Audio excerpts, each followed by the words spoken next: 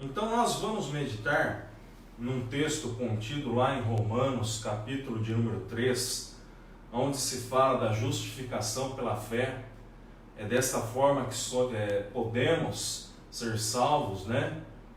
Através da fé em Cristo Jesus. Então nós vamos tratar deste tema. Romanos capítulo 3, versículo 21 a seguir. A palavra de Deus diz: Mas agora se manifestou sem a lei a justiça de Deus, tendo o testemunho da lei e dos profetas. Isto é, a justiça de Deus pela fé em Jesus Cristo para todos e sobre todos os que creem, porque não há diferença. Porque todos pecaram e destituídos estão da glória de Deus, sendo justificados gratuitamente pela sua graça, pela redenção que há em Cristo Jesus, ao qual Deus propôs para propiciação pela fé no seu sangue, para demonstrar a sua justiça pela remissão dos pecados dantes cometidos sob a paciência de Deus, para a demonstração da sua justiça neste tempo presente, para que ele seja justo e justificador daquele que tem fé em Jesus. Onde está logo a vanglória? É excluída. Por qual lei? Das obras? Não, mas pela lei da fé. Concluímos, pois, que o homem é porventura Deus somente dos judeus, e não é também dos gentios? Também dos gentios, certamente. Visto que Deus é um só, que justifica pela fé a circuncisão e por meio da fé a incircuncisão. Anulamos, pois, a lei pela fé? De maneira nenhuma. Antes, estabelecemos a lei. Louvado e agradecido é o nome santo do Senhor. Vamos orar para que Deus fale conosco. Senhor Deus, Pai Celestial, em nome de Jesus, elevamos o nosso pensamento, o nosso coração ao Senhor e pedimos agora, torna cativa a nossa mente, o nosso coração, para que nós venhamos entender, ó Pai, os conceitos relacionados à salvação da nossa alma, assunto tão importante, tão relevante para todos nós que estamos aqui e os irmãos que estão nos assistindo pelo Facebook. Que Deus já inicie abençoando a todos em nome de Jesus. Amém e amém. Então note, meus irmãos, que para ser salvo é necessário que nós sejamos justificados. E nós entendemos teologicamente, quando vamos estudar soteriologia, que é a doutrina da salvação, nós entendemos que o homem ele não pode justificar-se a si mesmo. Tampouco o homem, o ser humano, ele não pode salvar-se a si mesmo. Por isso que há a necessidade de Deus, através da sua maravilhosa graça, alcançar toda a humanidade através da graça preveniente. Então nós entendemos que desde o início, da obra redentora, da graça preveniente, desde o início, a graça permeia o ser humano, possibilitando que ele se achegue a Deus, porque a maldade faz com que o ser humano não tenha a possibilidade de se achegar até Deus. E aí é que Deus alcança através da graça preveniente, possibilitando que o ser humano se achegue até Deus, possibilitando que ele creia no Senhor Jesus Cristo. E crendo no Senhor Jesus Cristo, acontece aquilo que nós lemos no versículo 21, de que Paulo está falando aos cristãos que estavam lá em Roma. Mas agora se manifestou então sem a lei a justiça de Deus, tendo o testemunho da lei e dos profetas. Ele está falando de uma justificação que havia se manifestado naqueles tempos e ela se manifesta também nos dias atuais. E esta justificação, ela recebeu o testemunho da lei e dos profetas.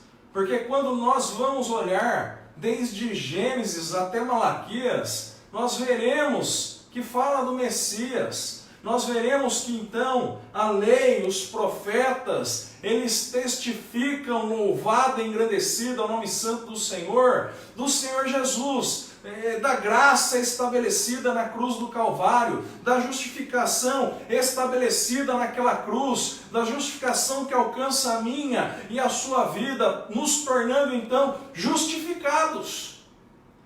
Quando nós olhamos, por exemplo, lá em Gênesis, só para dar um exemplo, nós veremos Jacó outorgando as bênçãos aos seus filhos, e quando ele vai outorgar a bênção a Judá, ele diz a Judá o seguinte: o cetro não sairá da mão de Judá até que venha Siló, e nele congregarão todos os povos. Então lá, amados, em Abraão, Isaac, Jacó, desde o início, bem no início mesmo do povo de Israel, já existia o que nós chamamos de expectativa messiânica. E Paulo está falando justamente da manifestação desta expectativa veterotestamentária. Então note que o cumprimento desta justiça, ela não aconteceu por um acaso, ela aconteceu por obra de Deus, recebendo o testemunho do Antigo Testamento. Versículo 22, então, ela é a justiça de Deus pela fé em Jesus Cristo, para todos e sobre todos os que creem, porque não há diferença. Então, justificados pela fé. Paulo ele está falando da justificação pela fé. Este tema, querido irmão, querida irmã, que nos assiste, este tema ele foi o basilar da reforma protestante, por exemplo. A justificação pela fé. Quando Lutero, estudando as Sagradas Escrituras, especificamente o livro de Romanos, quando ele entendeu que a salvação não era pelas obras da lei ou por qualquer outro tipo de obra, ele entendeu que a justificação, a salvação era mediante a fé, aí ele entendeu o propósito, irmãos, do sacrifício do Senhor Jesus na cruz do Calvário. Porque sem entender isto, nós não entenderemos o propósito ao qual o Senhor veio. Então nós precisamos entender, como que se dá esta justificação, e nós falaremos disso mais adiante. Mas veja só, não há diferença. Então Deus, mediante a justificação pela fé em Cristo, não mais faz diferença entre os povos. Para Ele é um só povo. Para Ele é uma só igreja. Para Ele não há divisões territoriais, não há divisões nacionais, continentais. Para Ele é um só povo, não há diferença. Versículo 23. Porque todos pecaram e destituídos estão da glória de Deus. Aqui Paulo ele já começa a falar, irmãos, do pecado original. Lembra do pecado original de Adão e Eva? O pecado original faz com que automaticamente o ser humano, quando ele nasce, ele já nasce pecador. E aí é que está o problema. Aí é que está o X da questão. Quando o ser humano nasce, ele herda de Adão e Eva o pecado original. Automaticamente, então, todos pecaram e destituídos estão da glória de Deus. Mas pode ser justificado, versículo 24, gratuitamente pela sua graça, pela redenção que há em Cristo Jesus. Mesmo então, tendo o pecado original, que leva o ser humano a cometer os demais pecados, leva o ser humano à maldade, à depravação total, como uma doutrina que nós também estudamos na soteriologia, mas não dá para nós abrangermos todo este assunto num só culto, num só vídeo.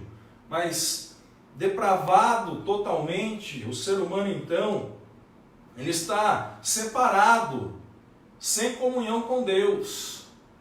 E o elo que faz ou refaz, melhor dizendo, porque este elo, ele existia lá no Jardim do Éden, e ele foi quebrado por Adão e Eva. E para refazer esse elo, somente a redenção que há em Cristo Jesus. Neste aspecto, nós discordamos de maneira literal, nós discordamos de maneira veemente da teologia liberal, aonde diz que todos os caminhos levam a Deus. Isso significa que a teologia liberal, ela prega que todas as religiões levam a Deus, o que é uma mentira, o que é antibíblico, porque a palavra de Deus ela é bem clara, falando que somente através da redenção em Cristo é que este elo ele pode ser restaurado.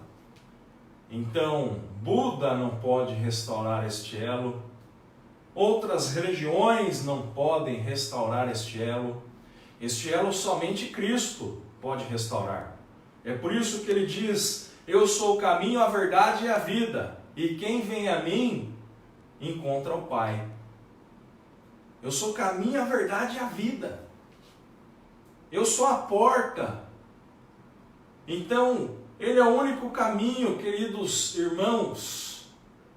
E fora de Cristo, então, não há salvação. Fora de Cristo, não há salvação. Então, sendo justificados, e é gratuitamente, não é através de indulgência, por isso que Lutero, ele entendeu que era pela fé, não era pela venda de indulgências, como era realizado no século XVI. Só para você ter uma ideia, não dá para falar da reforma protestante de maneira geral, num vídeo só, mas por que Lutero ele entendeu a Bíblia e lutou com a palavra para que coisas erradas fossem divulgadas e que houvesse então uma conversão, porque o objetivo de Lutero nunca foi dividir uma igreja, o objetivo de Lutero nunca foi se rebelar. Reforma é você arrumar, você vai reformar a sua casa, você não vai derrubar ela toda para reformar, é uma reforma. Então, inicialmente falando, era para fazer uma reforma, mas como ele foi excomungado da igreja, aí então iniciou-se os protestantes, e louvado e engrandecido é o nome santo do Senhor por isso. Mas veja de que não é por meio de indulgência que a salvação é alcançada. Era vendida a indulgência, hoje ainda é vendida a indulgência, e ainda tem igreja que se diz evangélica que vende indulgência. O que é vender indulgência? É vender a salvação, e a salvação ela não é vendida, versículo 24, ela é gratuitamente fornecida, gratuitamente por Deus, e então indulgência não funciona. Lá no século XVI, os camponeses, aqueles que davam sangue, para arar a terra, para plantar, para colher, eles se alimentavam mal, mas o pouco de dinheiro, de recursos que eles tinham, eles compravam a indulgência para aqueles que já haviam sido mortos, para que os mortos fossem salvos. Imagina só como que era lá no século XVI. Mas é gratuito. A graça de Deus ela é gratuita.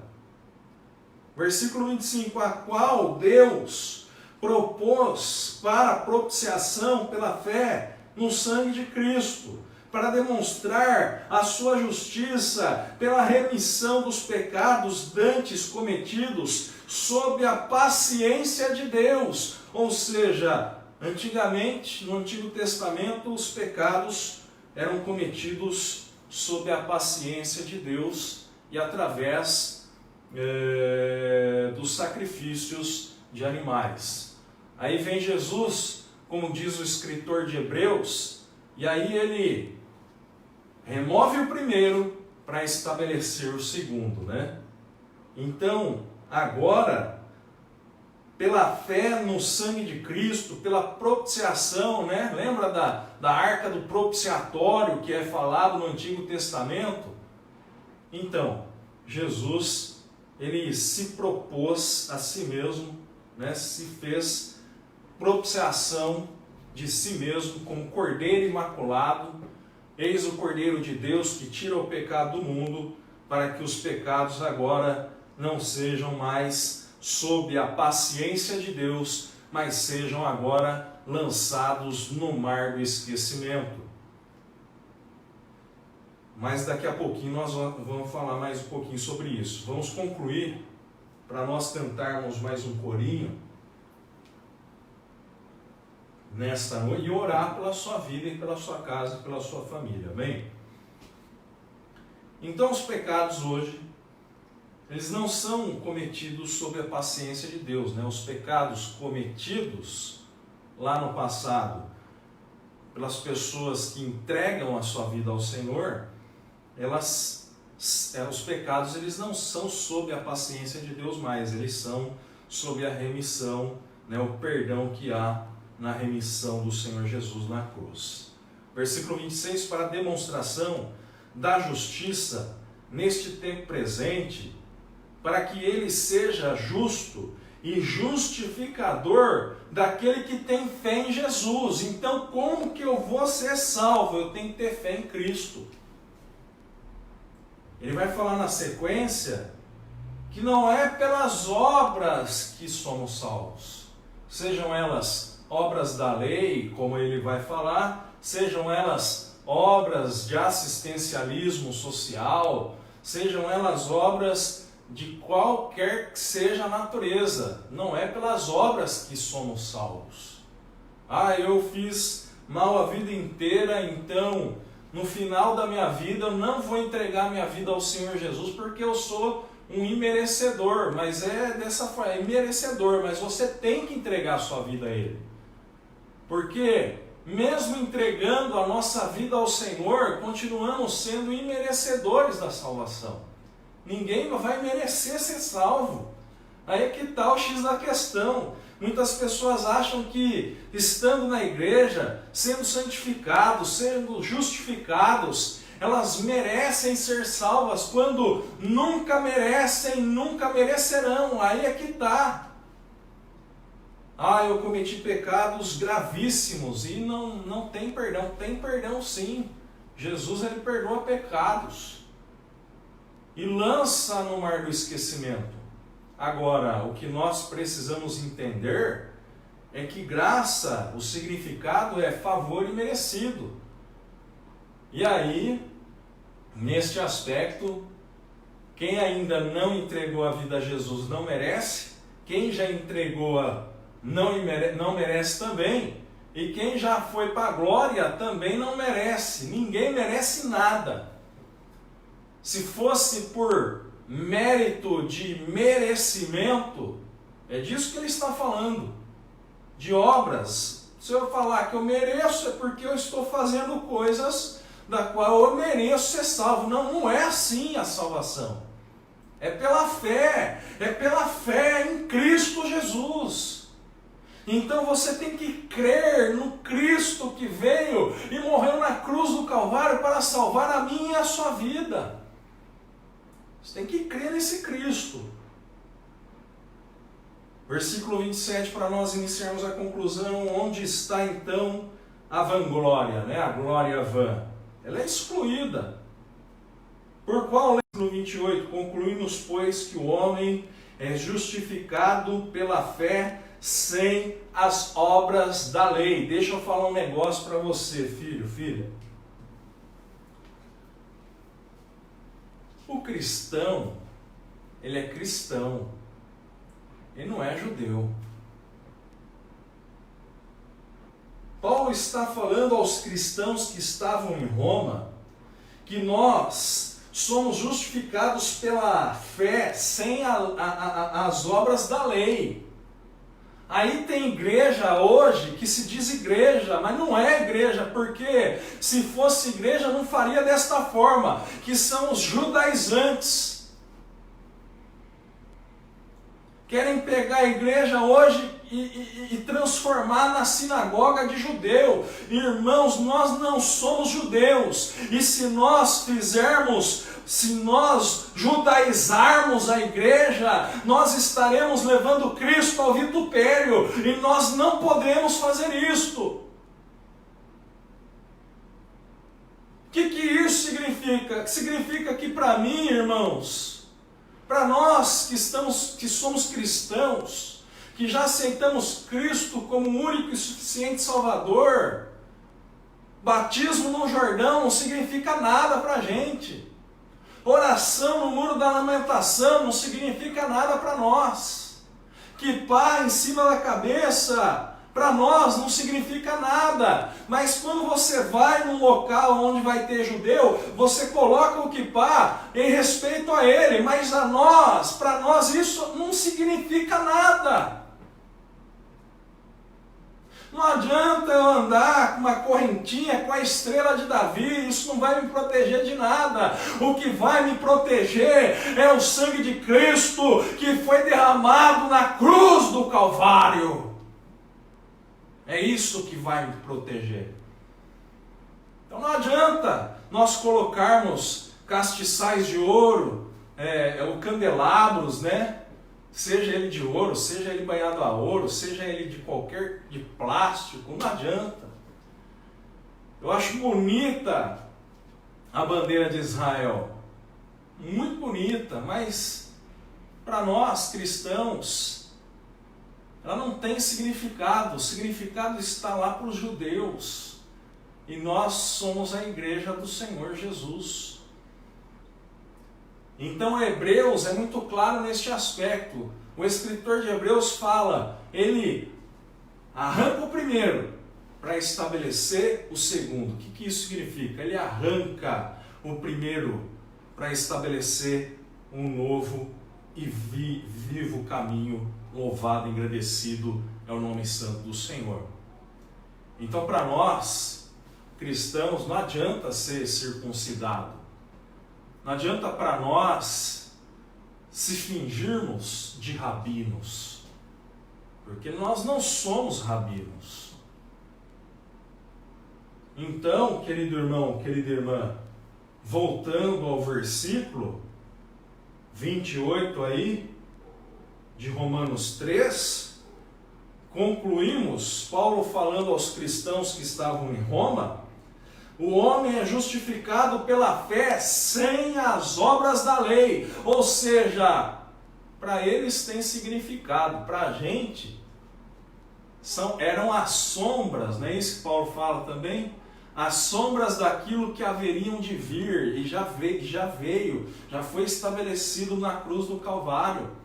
Tudo remetia à cruz de Cristo, eram sombras. Versículo 29, para nós concluirmos, daqui a pouquinho estamos concluindo, nós já vamos orar por você. É porventura Deus então somente dos judeus, e não o é também dos gentios? Também dos gentios certamente. Então, Deus ele é Deus dos judeus sim. Judeus eles são uma nação que foi escolhida por Deus para que fossem um povo. Mas aí ele envia Jesus para a remissão dos pecados, sejam de judeus, seja de gentios. Ele estabeleceu uma nova aliança através do sangue de Cristo. Então ele é Deus também dos gentios, versículo 30, visto que Deus é um só, que justifica pela fé a circuncisão e por meio da fé a incircuncisão. Então, mesmo não sendo nós, cristãos circuncidados, nós somos justificados pela fé em Cristo Jesus. Versículo 31, Anulamos, pois, a lei pela fé? De maneira nenhuma. Antes estabelecemos a lei. Lembra que Jesus, ele era constantemente inquirido pelos fariseus, pelos saduceus, pelos religiosos da época. falando, você está quebrando a lei. Não, eu não vim quebrar a lei, eu vim estabelecer a lei. Eu vim para que ela fosse cumprida. E nós, cristãos, também estamos relacionados neste aspecto. Nós quebramos a lei de maneira alguma. Nós cumprimos a lei. De que forma? Em Cristo Jesus, pela fé em Cristo, pela redenção em Cristo Jesus. Então, como que eu faço para ser salvo, pastor? Você precisa entregar a sua vida a Jesus Cristo para que Ele justifique a sua vida. E aí, pela fé em Cristo, você tem a sua vida justificada. Mas eu não mereço, não merece mesmo. Mas mesmo não merecendo, você precisa fazer isso. Porque depois de entregar a sua vida a Cristo, também não merecerá. Eu também não mereço. Este é o significado da palavra graça. É o favor imerecido, ninguém merece. Porque se eu falar que eu mereço, por que eu mereço? É porque eu estou fazendo, cumprindo aqui ritos, cumprindo obras da lei, estou ajudando os mais necessitados, tem que ajudar mesmo. O Novo Testamento fala para ajudar. Vendam tudo e deem esmolas, inclusive Jesus falou aos seus discípulos. Nós temos que ajudar sim, temos que fazer boas obras, mas não é as boas obras que irão nos salvar. Não é a obra da lei que vai nos salvar. Não é a obra assistencial que vai salvar a minha e a sua vida. O que vai salvar a minha e a sua vida é a fé em Jesus Cristo. Então tenha esta fé aí na onde você está. Receba esta fé por meio desta palavra nesta noite.